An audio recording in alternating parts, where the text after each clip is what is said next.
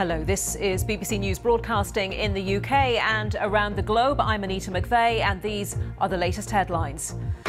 The United Nations Secretary-General is in Ukraine for further talks on extending a deal to export grain via the Black Sea. Kyiv denies any involvement in reports that a pro-Ukrainian group was behind September's attack on the Nord Stream pipeline. I think that investigation of official authorities will describe every details, because it's like a compliment for our special forces, but this is not our activity. The UN's refugee agency criticises the UK's plan to stop migrant boats crossing the Channel, saying the move would break international law, but the government remains defiant. This is effectively closing off access to asylum in the UK.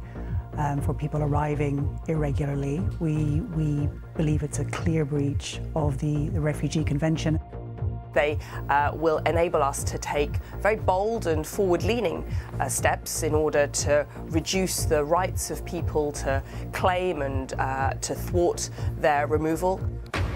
The BBC is to speak to one of its highest-paid presenters, Gary Lineker, after he criticised the government's immigration plans on social media.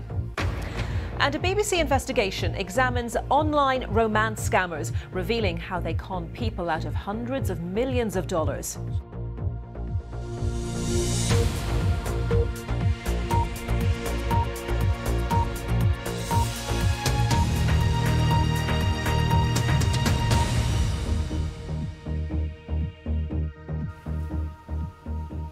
Hello and welcome to BBC News. The UN Secretary-General Antonio Guterres is in Ukraine to hold talks with President Zelensky about the continued export of Ukrainian grain. Brokered by the United Nations and Turkey last July and secured with Russia, the deal enabled the shipping of Ukrainian grain from Odessa via the Black Sea through the Bosphorus Strait and Istanbul. But now the deal is up for renewal, and Russia has signalled that before it agrees to anything, it wants more done to lift curbs on its own agricultural exports.